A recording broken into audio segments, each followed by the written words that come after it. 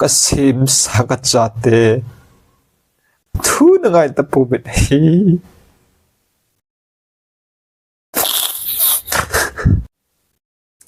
Christa zalakan sungmite ho masapenin KPF vlogs ka channel hin bon chkeven kan lem chewin he tuni khu phat hen pathin thuing chom chakhat who are the actual citizens of heaven wan gam loading chate di ta chu koi hiwem ti chungchang thdol hin pa chom chakhat in ki ho lim deu he kanomin hichi topic hin sei khom now aga me piding hello le aga su hoi zep ding a chun zan hevela achik in thang chawa wan khui nu chungchang thu thina man na tu na thu he an sei do masaw tin heti chun aban all in hung cha lo hiti ti chu masapena hing ki sei pi he masapena hung ki tim naw hin he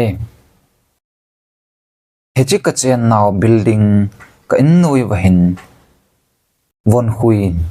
nu pi khat he ha omin he ama hechi von hui nu he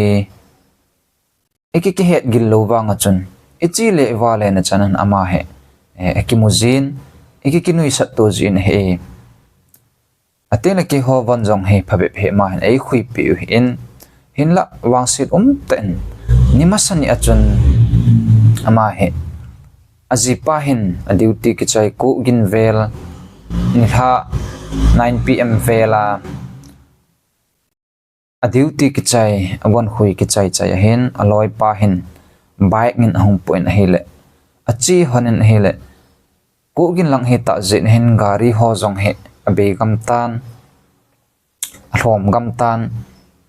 hiti phat dung la hele gari tol ho jong hin koima umlo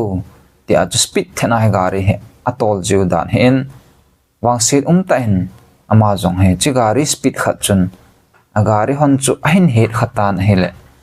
aloi pa he gari a handle chu tu denin hin la wangsit ten aloi nu chu a leng phejin tu la chun pakrut la chun achun akimu chet lo wang chun mi ho sei da nen na ama chu ahin khu chu ana chan tan he ti akhet do chun isupi sangam ahilo wangin mihim khat hi na zala chun pu na kinin atenga hele nila ta jong avon khui pet kimu a min phet ka lova kon ta khat kon tani a athitai ti akiza chu alang khana gel le gam tin jong akigel do in mihim hin khu chi dan he dol na chunga tui ki ve tabang be hi hello le la sim thim hon Christa ahin nei hon la sim thim hon nilim ke he bang be a hi ti ho ana sei ji ho hi akigel do in alang khan phamo akisa le in alang khana kagela ka ngai tu ki na hele Eihovang chu pathin chate ta san chate hewin ama hin khuding hi vetna hele leisi na go hilowa ton sot hin na achan ding pa he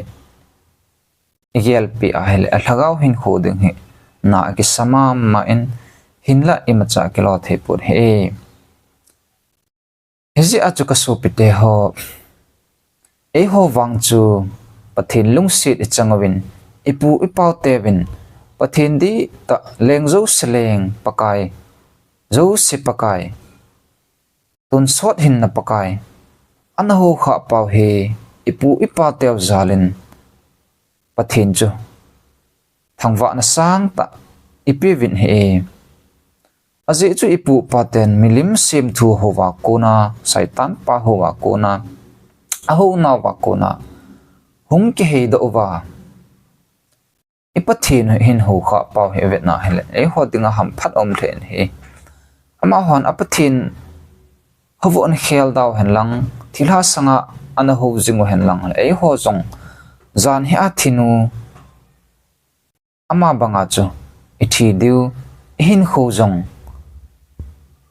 pathin bible enjoy and sim do ama bangin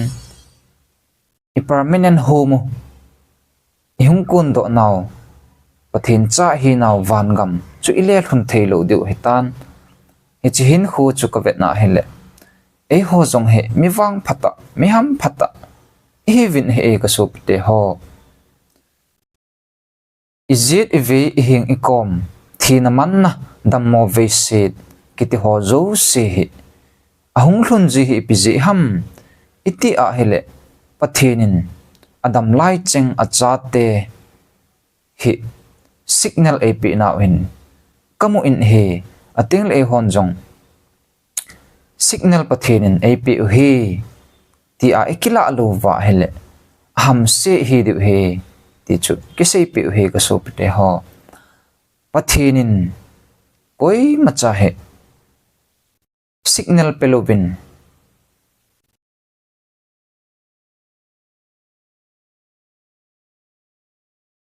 asumang pon he number 1 na chu ipiham isei no man number 1 na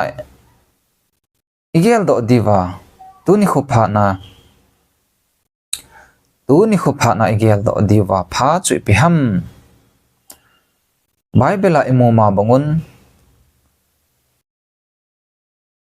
noa la insungmi te rong chu ven pathin ta san le pathin ngai sa mi hi zi in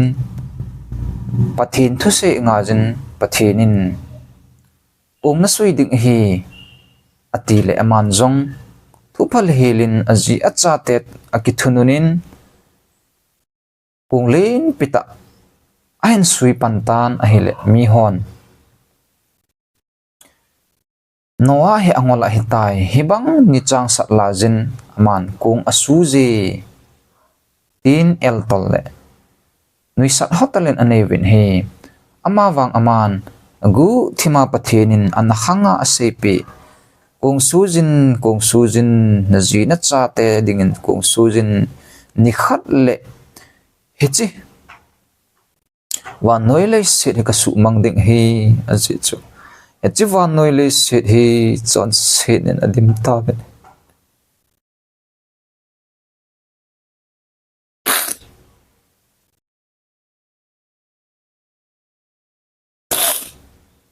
kasim sakat chate thu na ngai ta pu bit hi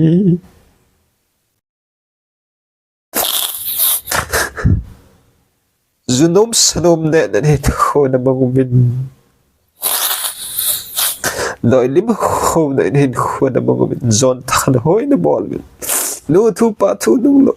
ta tam ta bit hi le se da pol wal sing hizina he le se ne tui sa ga su mang de ti ka su pite ho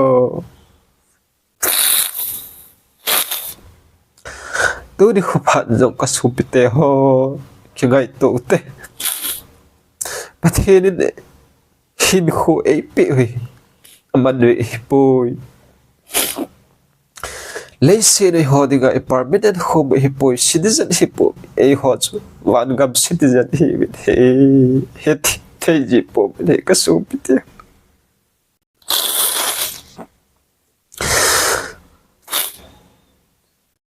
pathinin azonat tui sang hen lit satan go hen zu satan hele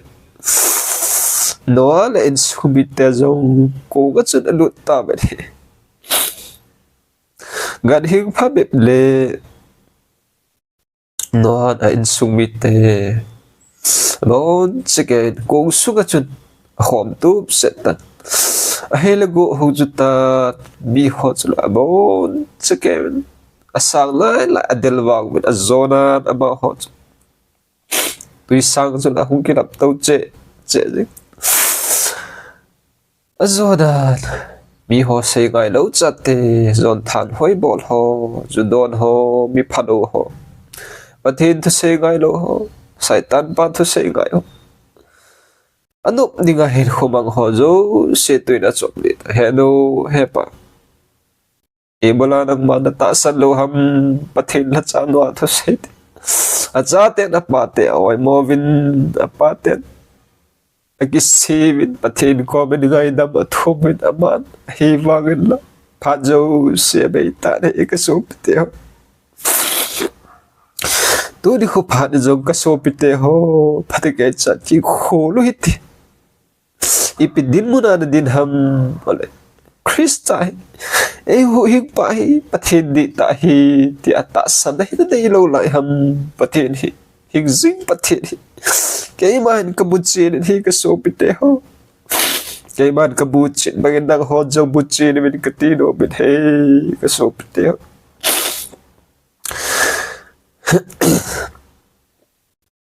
tuni ko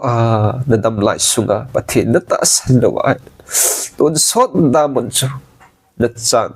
chan ding na permanent ho van kam chu ta thun le lo ding he ka so pite ho